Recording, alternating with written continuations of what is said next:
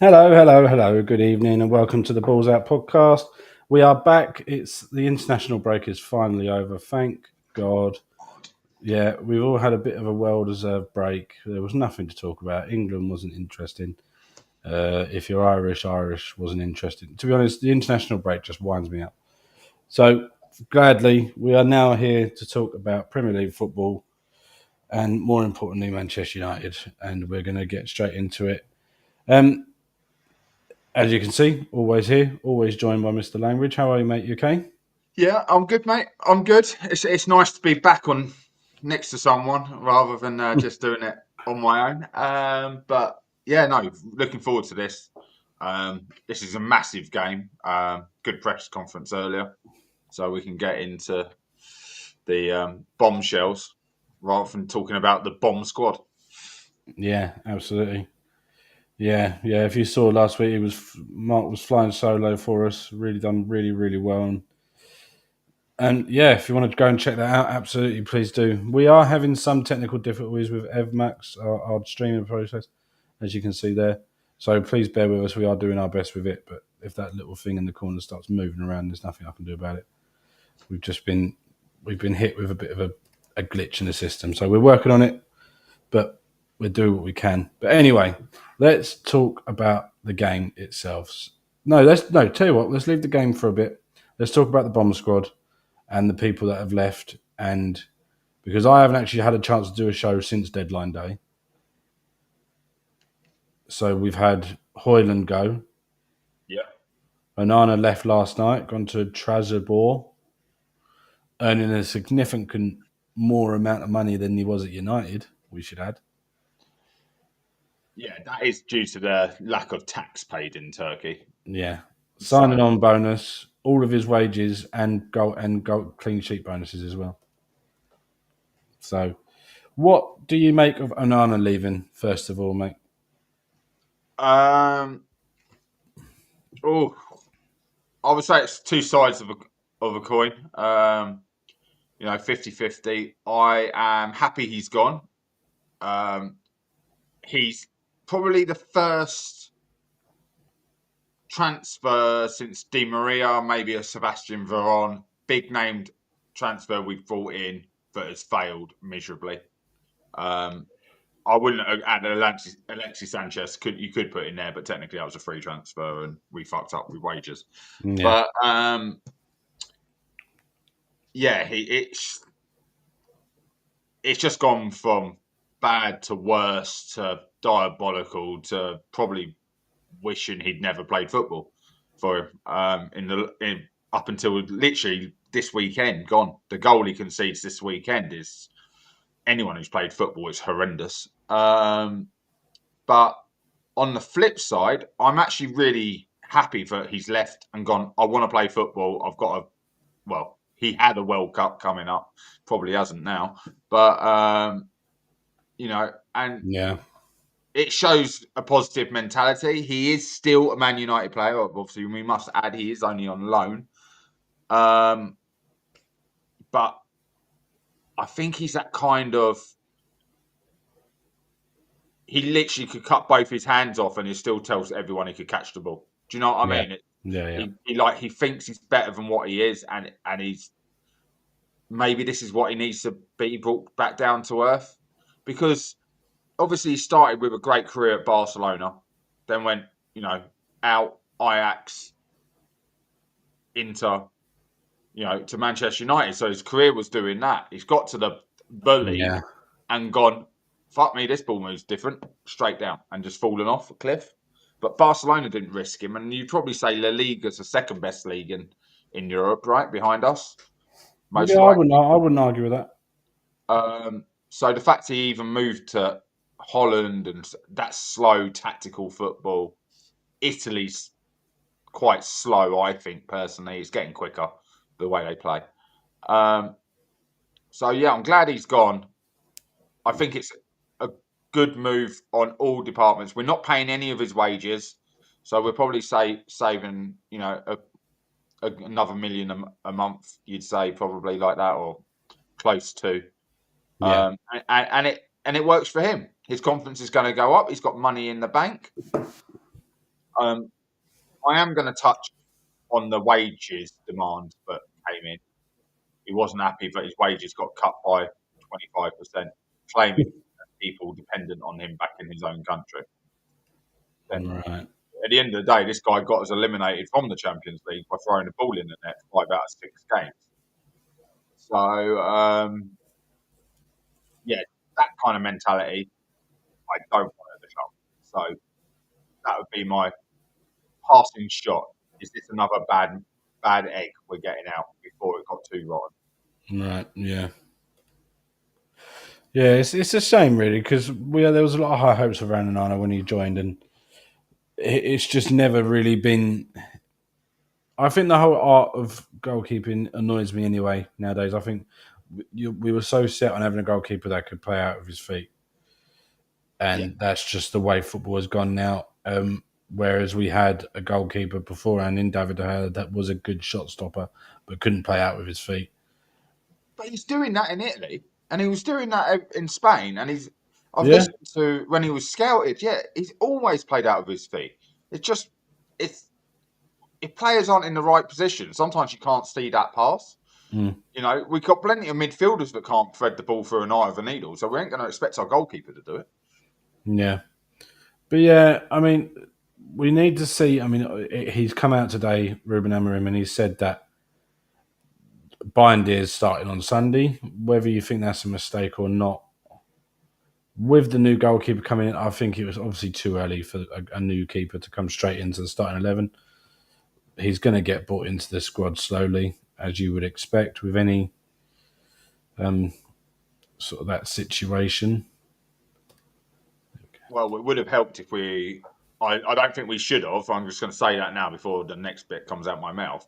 I do not think we should have done this. But if we had appealed against Grimsby and got him kicked out for the illegible player, that would have been perfect for him because he'd be having a game come up and we could have got him straight back into a game. Do you see what I mean? Yeah.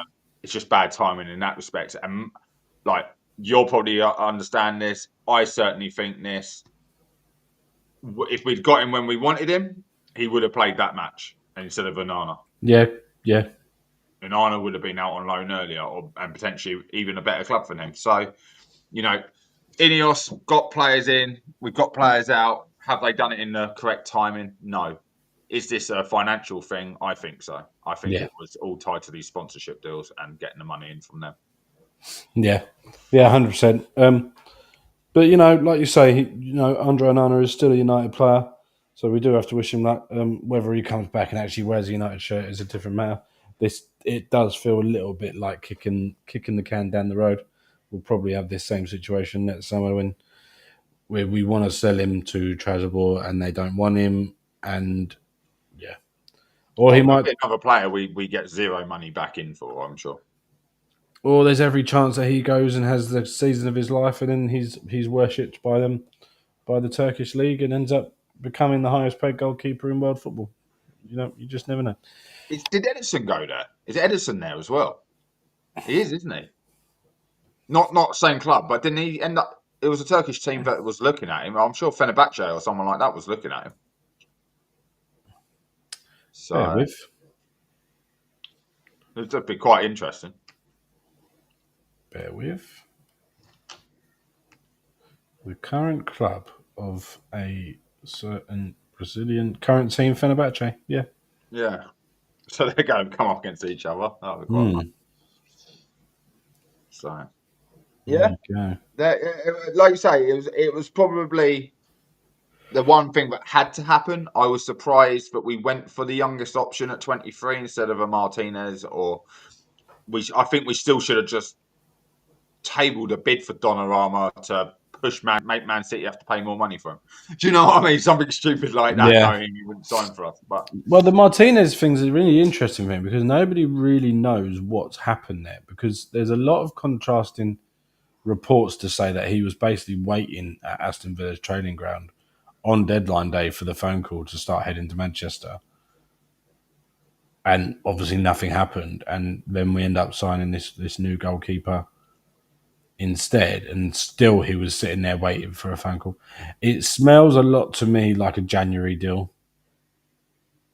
Yeah, yeah. Do you know what I genuinely think that Amorim wanted Martinez, Mm. but Amorim doesn't have a say in the transfer policies now. That's the big change they made from Ten Hag having his vetoes to Amorim has no veto, and this. Obviously he's older, he's outside of the transfer policy, whereas this keeper's within the transfer policy age-wise. Yeah. And it seems like that's what he's been questioned on it. You can imagine, right? The first 5 questions out of say 7 today at the press conference was about the goalkeeper, Mm. and he's just sort of implied, sometimes we need something straight away, but at the moment we're trying to build for the future. And you're like, oh, okay, so in other words, we needed something straight away. You've been told no, Yeah. and we've got something for the future. But he is one of the hottest prospects out there for the future, which sort of ties with what we were just saying about Bayern Deer starting. It's Bayern Deer starting because he's saying, I don't think this kid's ready. He has 0 caps for his country at, adult level or first team level. He's obviously played 21s and everything like that. Yeah. He's been playing for his club, but his club aren't even in Europe.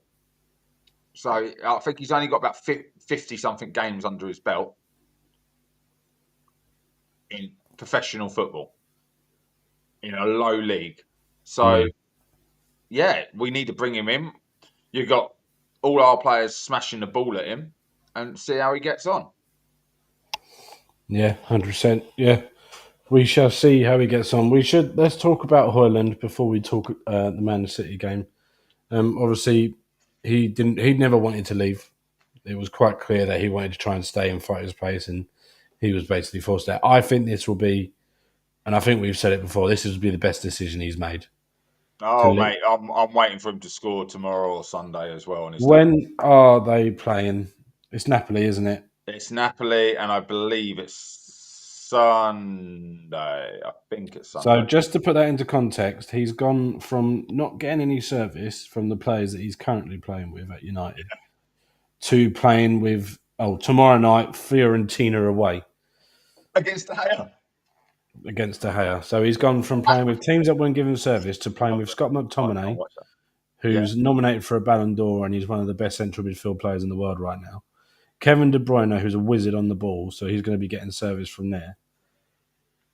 Like, he should be scoring in goals in Italy, and it might turn out that that's his level. And if it is, To be fair fair, play. wingers solid at the back and ball. They maintain a lot of the ball.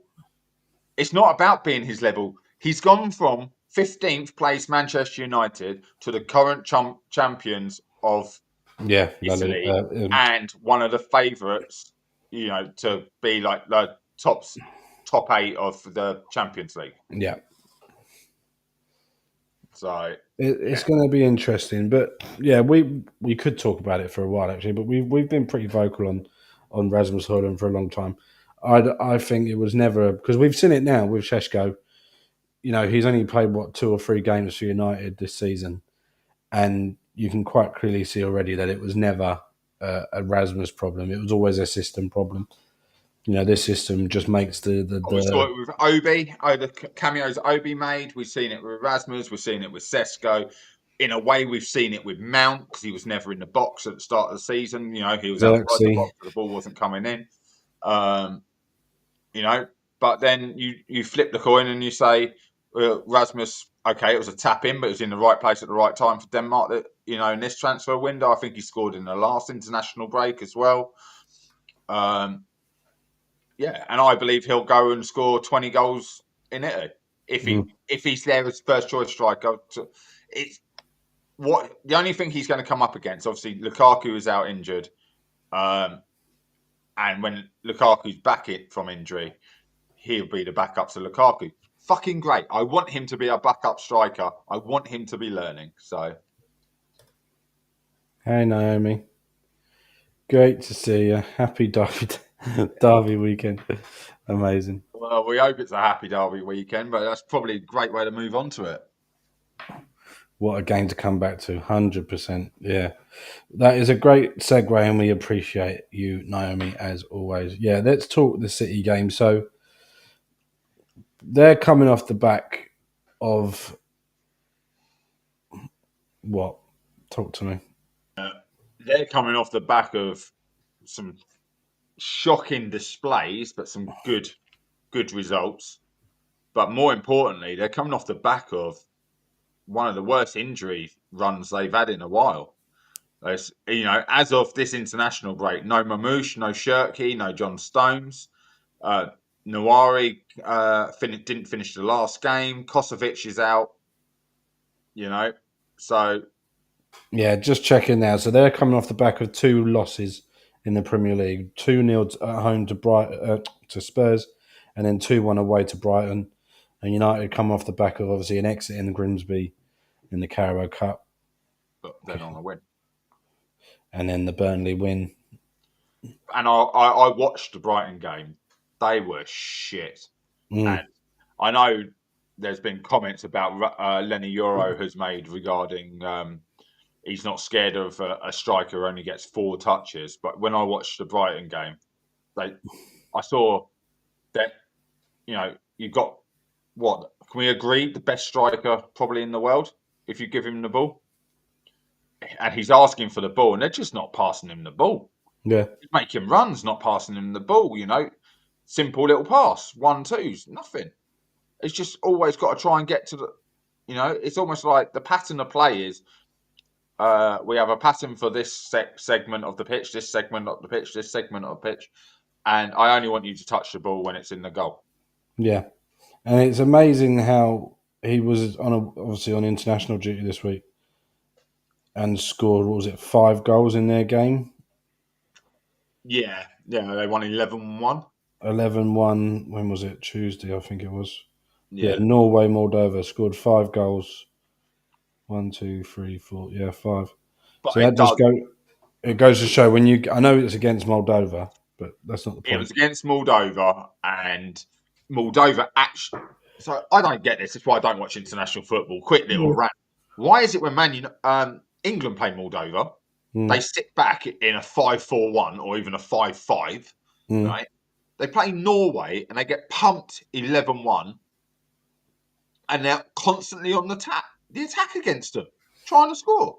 Probably because they're thinking they can win. But when you're 5-0 down, you probably should have taken the hint. Yeah, that's what I was going to say. Like, you're going to get to the point where you're like, well, sorry, you're not actually going to score. Yeah. Unless they went 1-0 up and thought we got this. I didn't see the entire thing, but no, they scored in the 74th minute, and that was an own goal. That's no goal. Back pass went wrong. Yeah. 2 minutes later, it's mental, but it's a great training game to come in, isn't it? Yeah, I mean, look, there's an argument out there that this derby doesn't really mean anything except for local pride, and I have to say I genuinely think I agree. There was a long period of time where United were the dominant force in Manchester. Now it's City. Yeah, I mean, in terms of current form, maybe not, but in terms of recent success, you can't really argue with it. So, apart from local pride, there's not really any malice. There's not really any fight in it. The players want to play to beat their local rivals, but that's really it. It's not got the same edge to it like a Everton Liverpool, or even a United Liverpool, or even a United Leeds. It's just not got that sort of feeling about it when it comes to a derby day. Yeah, it's like Man United, Man City. It's not a real derby, and what I mean by that is Man United Leeds. War of the Roses. Man United Liverpool, battle of the big teams. 21-20 in trophies. Yeah. Man United, Man City. It's Manchester United, the third biggest club in the world, you'd say currently, against Manchester City, the fakest club in the world, who have to fucking pretend they got fans in the stadium. So it can't be a derby when the only reason that team exists is because they bought a team good enough to do it. Yeah, it's but in all fairness, it's not a game. I'm not nervous about it, but I'm also not. It's a strange one because I'm not nervous about the game, but I'm also not. I can quite easily see this being like a score draw. Yeah, a lot of people saying like 2-1, 1-0, something like that, just a goal in it. Yeah, And I can quite easily see that. or a 1-1 Um, in my eyes. I think a draw is probably about fair at the moment, seeing where two teams are at the minute. Even Pep Guardiola looks like he's sort of losing his touch with, like, even like the bringing in a Donnarumma, one of the well, best goalkeepers in the world. But the last match, Nath, he ended up having to face question. Was it last match or was it the match before? Rodri got interviewed first. Pep got interviewed second, and basically Rodri, they came at Pep with all Rodri's comments, and he started saying, "Yeah, some of the players here don't look like they really want it at the moment." Basically putting the players down and putting the club down about the transfers and wrong kind of people. We lose a De Bruyne, and who we brought in to replace De Bruyne. yeah, That's that sort of thing. And then Pep's just standing there like, yeah, well, he can think what he wants, blah blah blah. And I was just like, oof, that's a little bit. That shows a divide behind the scenes. That shows that maybe not the new players aren't doing what the manager wants. They're not. He's brought in Shirky. Okay, he's brought in not Mamouche. Who's the other one? Rainer.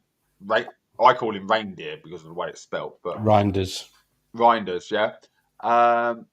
And they all want to be on the ball. They all want a little bit of magic, a little bit of skill. And we know Pep coached that out of Jack Grealish. And we'll see what happens when you take the brakes off of Jack Grealish. 4 assists in 3 games for Everton. So, Player of the month for August. yeah, it's and I've just put him in my fantasy team because of it. And I think that will continue with him because we all know he is a phenomenal player. Yeah, Reese is touching it. Evening, Reese, mate. Good to see you. I'm tempted. Not tempted. That's the wrong word.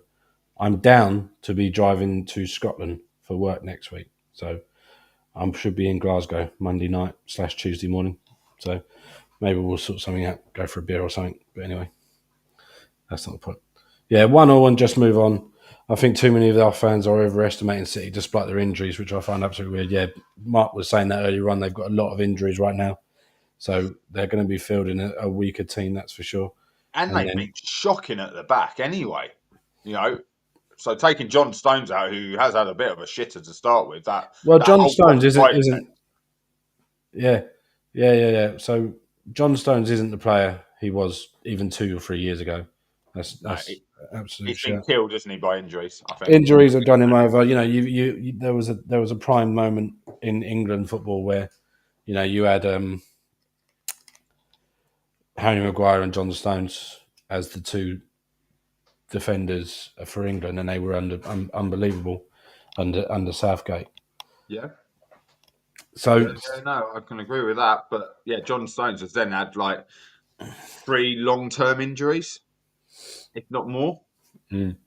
It seems like I can't remember last time he played half a season.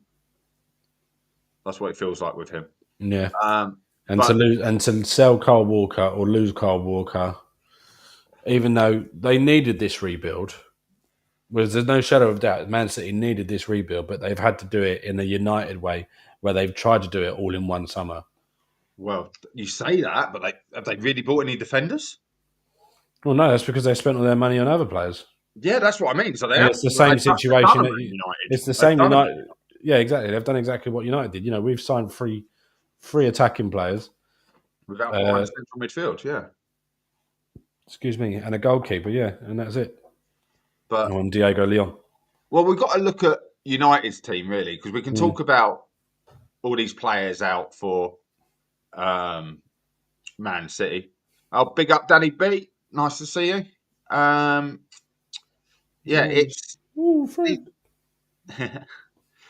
It's if they're out, then what are we going to put out against them? Because right now we know that Brian Deer's starting, so we've got 10 players to put out in front. I think that the back three stays the same. I can't see the back three changing anytime soon. Bear with me. I will tell you what. Can we do still share screen on here? Whether it's free version. I don't know yet. Let's find out. Bear with me. Keep talking. Thank you. Yeah, so I would say Luke Shaw, Lenny Euro, and De Ligt are dead certainties with buying dear. Obviously, Bruno Fernandes is the only player allowed to play in midfield, but I believe that will be changed this game. I think he'll be moved into the 10 position. And yeah, I think Mainu comes in. I think Mainu gets his chance for a couple of games with no Mount and no Cunha. Manager made like we spoke. Do you remember speaking when we were signing Cunha? And I said, "Oh, worried about his attitude, but I loved his determination to play for the club. But I thought he'd lose his temper and things." The fact that the manager has made a thing saying, "Yeah, if I asked him, can he play tomorrow?" He'd be like, "Yeah, I can play and try and run." With a pulled hamstring, and that's the kind of player you want back in the team. But so I think it'll be Mainu, Casemiro, centre mid, left wing back Dorgu, and right wing back at last Mazraoui's fit. Right, and I believe we'll play him there because I think we'll expect to soak up pressure and counter attack.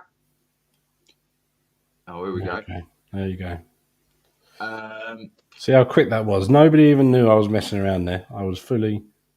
And obviously, then I think Bruno goes into the 10, which will really show how much he's playing the system that he's meant to be playing. That's the team from the Burnley game. I can get. Bear with me. I can get the substitutes bench as well. And I'll add that in as well.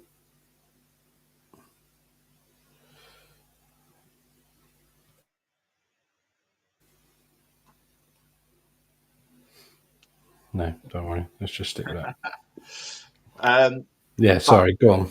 No, I was just saying. So I think Sesko and Burmo and Bruno in that front three. Bruno just worries me when he gets into that. Because the manager's made it quite clear that Sesko's struggling probably with working out his role as the out and out striker, or at least the false nine, whichever way you want to look at it. Yeah. And his fitness isn't where he expected it to be. But what Bruno does when he's in the 10, he tends to run past the striker, doesn't he? And he starts pressing without organising the press. So This is really going to show whether he's been listening to the manager. And they haven't had this 2 weeks of training because most of people like Bruno, Sesko and Burmo, they've all been on international duties. It's a little bit different coming back to this, where some of our players have been sat around doing stuff for MUTV and that because they've all been dropped. So Reese has put that in. I'm going to share some good news. What good news about Dallo? Yeah. Dallo's out injured, confirmed by the manager in the press conference. Yeah. We have no Cunha, no Dallo, and no Mason Mount. He's not expecting any of them to be long term. Is this 3 out? It's actually 4 because Martinez, although back train on grass, still can't play. But there you go. Yeah, that was confirmed by the manager today. Wants to preserve academy record. That was also mentioned today. We want to maintain it. He said the past of Manchester United is built on kids. I don't want to be the guy that breaks that. Now, I mentioned it could be 3 or 4 months ago. I think we are getting to the stage where it will be broken. There's nothing stopping that. Do you know what? No, it won't ever be broken. I'll explain why. Because currently we expect Mainu to sit on the bench, right? If everyone's fit, Mainu's sitting on the bench. He can name 7 subs, use 5. Yeah. Out of those 7 subs, there should always be a youngster on the bench. We don't have 7 fit non-starting 11 players ever. You just generally don't. If you think right now we're bringing Mainu in, which will free up maybe, I don't know. Depends if the 21s have got a game, but he'll just stick another youngster on. But he is focusing on these young players getting minutes in the 21s early in the season. And for those who are in the chat or watching it back, the reason they do that is I don't know what it's called this year, but the Papa John's Trophy or Virtue. whatever, where the 21s play. I Yeah, think it's is it the Virtue Trophy? Mate, it changes every year. I can't keep up and do 1 year deals. Recently. I remember the Calvo Cup used to be like that. Do you remember? It was changing every year. But he wants them to play against. The BBC name is the National League Cup, Yeah, which is a better way of putting it. which is actually the Virtue Trophy. Right. But that means they're playing against quite physical men's teams. Yeah, they're going to rough you up. How are you going to cope about it? Can we move the ball around quick enough that you don't get caught? Which is a great way to learn. I've seen many a Sunday League side like destroy good teams because you get, pitches can be a leveler. You can't play nice passes, i.e. Grimsby, things like that. So we're not allowed to talk about Grimsby. It was a null and void. Should never have happened. Mantaro on the right. Yeah, maybe Mantaro could come in. Is that what that's supposed to say? I thought it was Mantato. I think he means Mantaro. Right. Who would make a really good right wing back? So, but he last season was playing as a right forward. That's only because we've got a Potato at right wing back at the moment, and he's injured. So having a Mantato makes more sense. Well, it's got man in his name. Man. Yeah. So, and I saw someone else ask if Shaw's still fit. Yes, Shaw could be playing 5 games in a row here. So yeah, so he's due a career-ending injury in the next 2 or 3 games. So we'll probably see him limp off after 8 minutes on Sunday. And no, he's not. I told you. Everyone's going to say this. There's a World Cup coming up, mate. He's going to have a storming season and get in that England squad. Well, if he can start having that storming season now, it'd be great because all he's done is just be a bit lackluster at doing his job. He hasn't really done anything special. Do you know what? I sort of agree with you, but if you watch the highlights and when things go wrong, Bruno and him are constantly arguing on the pitch. It's been picked up a lot by other people as well. Like I think it was either Match of the Day or Sky Sports or one of them. They're like, he's just instead of passing Shaw the ball, he looks at him, fucking passes it back the other way, and then has a go at Luke Shaw for not being there, and he's like 2 yards out of position. It's like, so it's a weird one. All is not rosy like they would have us believe. Well, maybe there's a power struggle. Maybe the only person in that team, other than Harry Maguire, that wants the armband is Luke Shaw because he's one of the senior players that have been there. Yeah, and he's not in that leadership team either, which probably I think is wrong because he's experienced 10 years at the club, isn't it now? Well, 10 years on the treatment table, yeah, or 9.5 years at the club. Yeah, he's been looking after everyone else when they've been injured because he's been there every day with them. Maybe he's the injured player liaison officer. But yeah, so going back to the youth, I think there'll always be a chance with 7 substitutes to have a young player on. And Tom Heaton fixed that bill, by the way. Tom Heaton adds that is included. Yes, exactly. So that's one in the team and one on the bench. So we'll see. Yeah, we will see. People like Garnacho and that, technically, in my eyes, were never proper academy graduates because we bought him.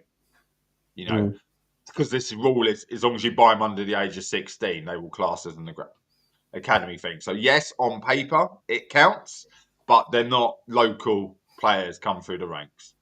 Yeah, that's the new Luke Shaw title, the injured player liaison. I actually really like that. Yeah, we're going to use that. The IPLO. That's his. The IPLO. Yeah.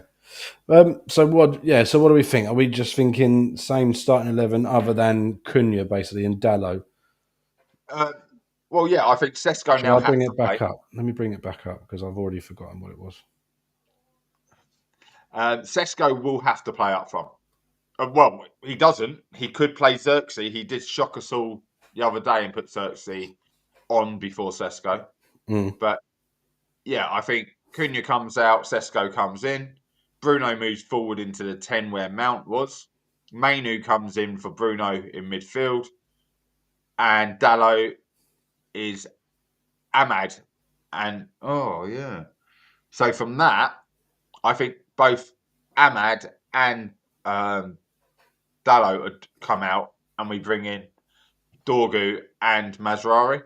I think a lot of Man United fans quite have fallen in love with Mazrari. I know I have. He Yeah, I shows have. everything. Yeah, I like him. He shows me everything I want to see in a footballer. Do you know what I mean? And so when you still seeing him giving those levels when he was on oh God, what was it? When he wasn't allowed to eat through religion, you know, and The that and it, Ramadan, yeah. yeah, Ramadan, and he was like he's gonna bloody hurt himself, and you could see he was dying on the pitch where he could almost not walk off. Absolutely loved that. But Yeah. Dorgu left wing back. Someone suggested maybe Diego Leon at left wing back, and we spoke about this for the Grimsby game. I was like, that's where he should have got his run out. The fact he didn't play that game is going to make it harder and harder to get him into this team. So I wouldn't mind seeing him have a run out for the 21s at least. Because if what you've just been said by Danny that he played Mantaro played left wing back, well he's a right winger. So Yeah. but that's an inverted wing back, so I can understand why that might work. But I would be more defensive, like solid, and then counter attack. We're going to have, but Bruno's going to be higher up the pitch, so he's not.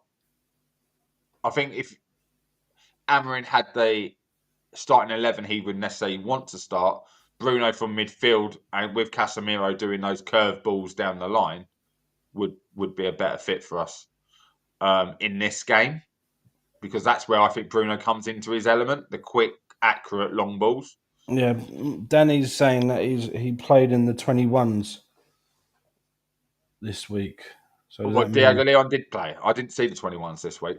Yeah, so that must mean Well, he's. that's what I want to see. Yeah, I want that.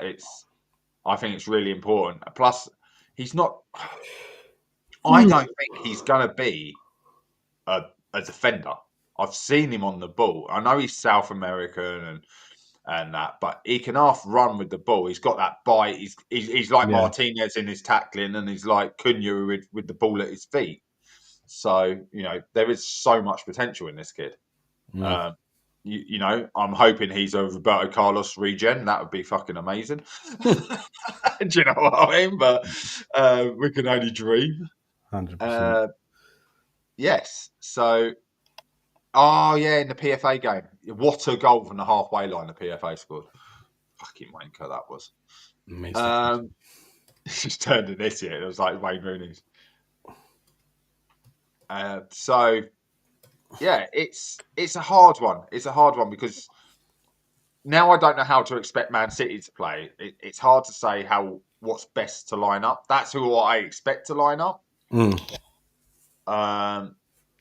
Yeah, But and how I do we think feel like about Bruno going back into the 10 role from midfield? Is he just going to slot straight back in there with ease, or is he going to? I think Ruben is too stubborn. I think he's now set his mind on how he wants Bruno to play and where he wants Bruno to play. So he's going to do everything he can not to have him. So I'm really happy you said that, because what I'm thinking is Mainu goes in the 10. He won't do that. Well, then Bruno stays in that midfield with Casemiro making that work. Yeah, and then you then move Cunha out because obviously he's injured. Then you have Mount playing as the false nine, and then you just move in Buemo to the other side, and Diallo Mount's moves up. out injured. Oh, was he on the list? Shit. He's on the list. So that's what I mean. It's Cunha and Mount out. So And a 10 Buemo, and a striker. So Sesko, Sesko, and we need a 10. Diallo. He could play Ahmad there. But then Ahmad is right side, and so is Mbermo. And Mbermo's never played anywhere but on the right in his career. And guess what? Nor has Ahmad. No.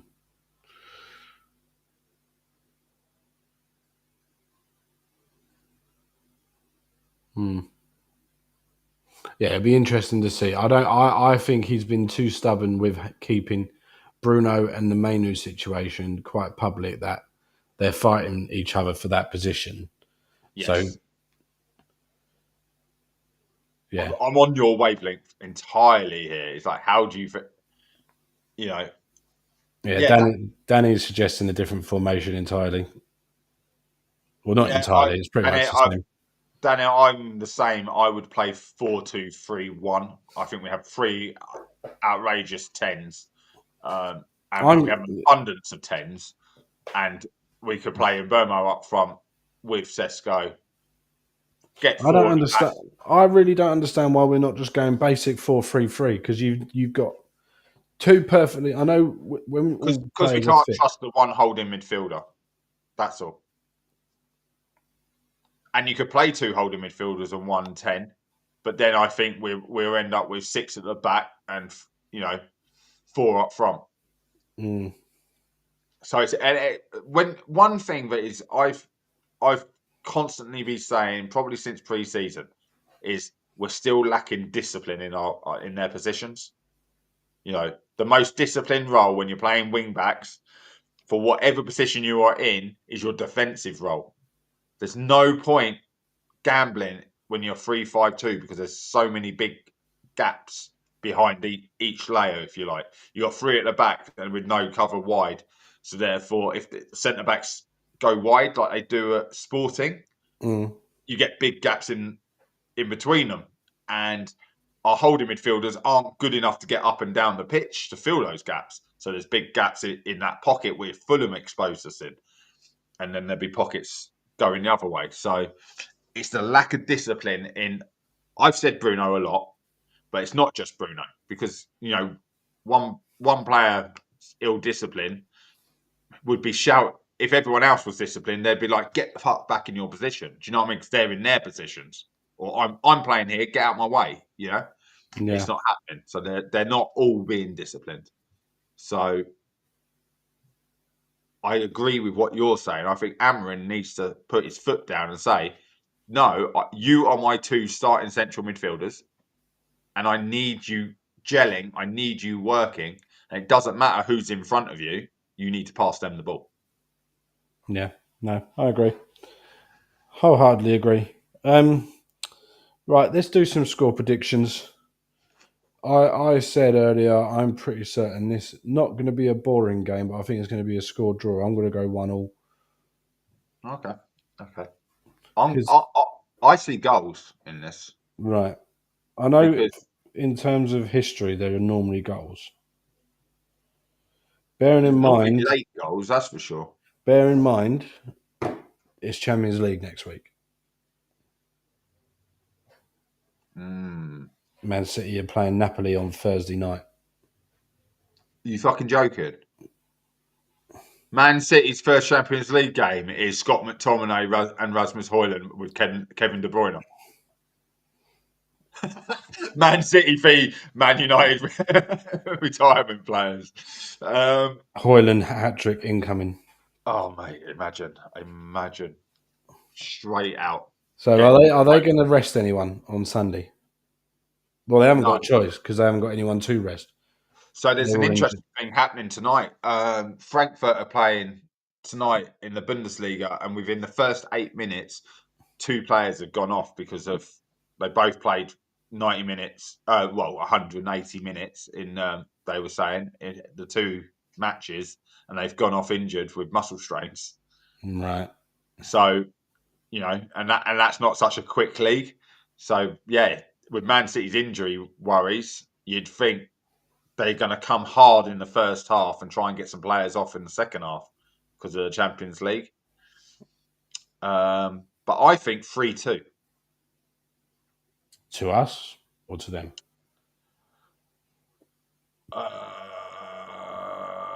You have to watch for part 2 next week. Yes, mate. I need an answer. I'm going to say United. I'm going to Right. say United, but I can see it happening. I can see a late winner. Yeah, I think because of Danny's again, injuries this season are ridiculous. I think because of that, I think we're going to see a really dull game. And he goes and says 2-2. Well, I'm going to say, obviously, we expect Haaland to score at some point. If he Yeah. plays. Well, yeah, If he plays, yeah. But I would say Haaland scores. I think Mbermo and Sesko score. I'd love it. I So would love it. what Ouch. I would love is one for one for the reindeer, one for the Haaland. This is just for your fantasy team. Huh? Is this for Yeah, your fantasy team? Yeah. yeah, it'd be perfect for me, wouldn't it? But no, I just mean in general. I could see these players. I haven't got a single City player in my team. Well, why wouldn't you have Haaland? Because I couldn't I had afford one him. I went for for Ekatike and João Pedro in mine instead. funny enough, I've just said Ekatike could cause a massive problem for Liverpool because if he keeps scoring, when Isak does try and come in the team, they ain't going to get him in there. What's I everyone would. else saying in the chat? We've got 2-2. Anyone else putting any score predictions? Naomi or Well, Danny's gone 2-2, 2 assists for his fantasy team. I'll take the same. I'll take a 2-2. Are you triple captaining for a Bruno? No chance. And I haven't sold Cunha. I've just put him on the bench because I well, remember. no, that's you know what? That's a really good point. 2 assists for Bruno. This is Bruno's bit of prove a point as well, isn't it? If he does get a goal and an assist and things like that when you move him back, if he does go into that 10 role, that's going to make it awkward dropping him back down all the way to the 8. And, you know, it just is. And he's going to have a couple of games now, maybe potentially in that 10 role. Naomi's gone for a 3-1 win to City. By the way, Lord have mercy. Oh, could have at least made it 2-1. These games have a way of surprising us. You know, last year when none of us were expecting to beat them, and then we go and nick it in the last minute with the Ahmad goal. My question to everyone is, how do we feel about the game? Obviously, we want to win, but because it's City and they've had a bad season, and it's game number 4. Are we really worried if we get a point? I'm happy. Yeah. At this What point, if we lose, but we lose like we did against Arsenal? Not in the same way as in a shit corner, but we're the better team. They've got a world-class striker who's converted. Who's our next game? Is it Sunderland? Chelsea. Oh no, it's Chelsea. Then Sunderland. Then it's Brentford. Brentford. Yeah, City, Chelsea, Brentford, Sunderland, and then Liverpool. Oh fuck me! We're an early kickoff in a couple of weeks. Yeah, buzzing. But I just think that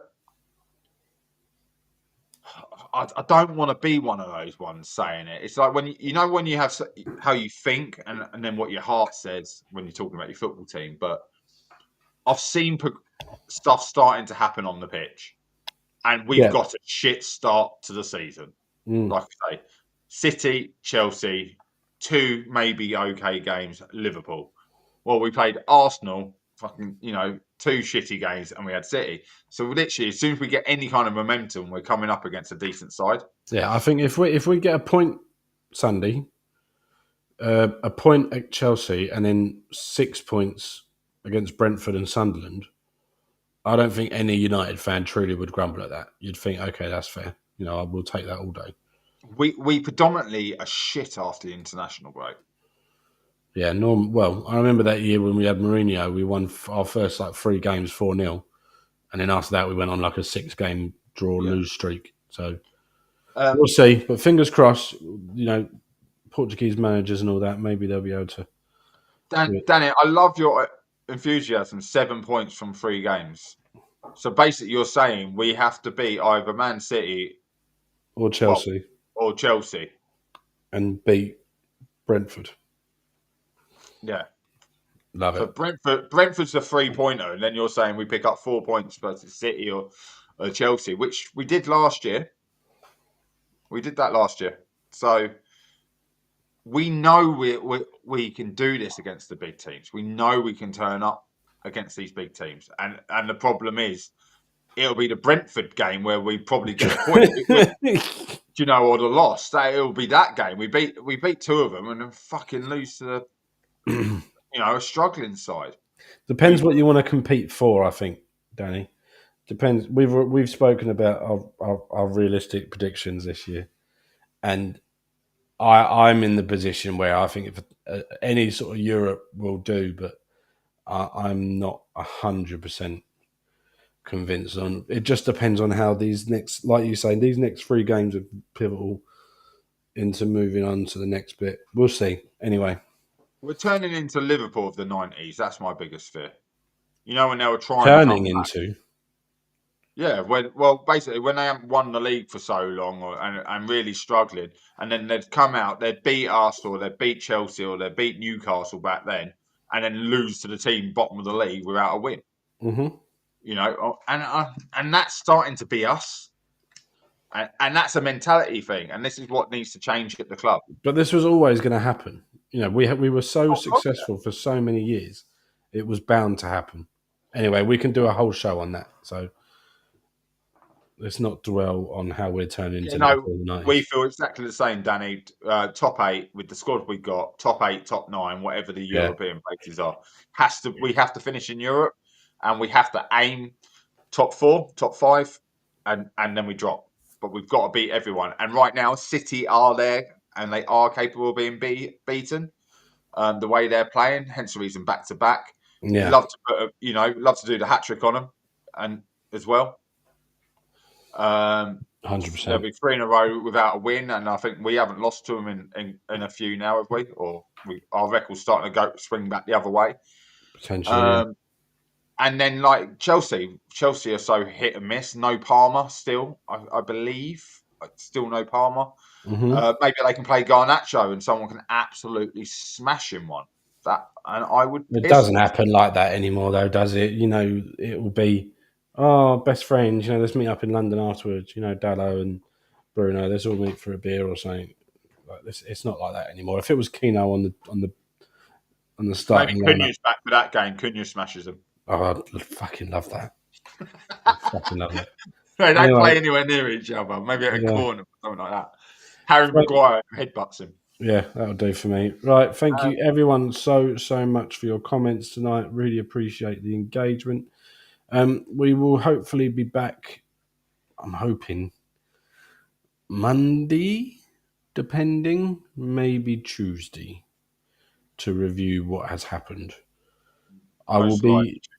It's most likely Tuesday, yeah, because fingers crossed, I'm travelling up north Monday. I will be in the north Tuesday. Yeah, so I might be doing it. I might be doing an outside broadcast somewhere near Edinburgh, Inverness, Elgin, somewhere very, very north. So either way, thank you so much, Naomi. Enjoy the game yourself. Danny, thank you very much. Reese, I think you've gone live on your own channel now, but if you want wrestling content, head over to the Weekly Steel Chair now. He's currently, I think he was doing TNA Ring of Honor review show. So if you want some wrestling content, head over to his channel now. That's the Weekly Steel Chair. And yeah, thank you so much for watching, but we will see you very, very soon. Take care.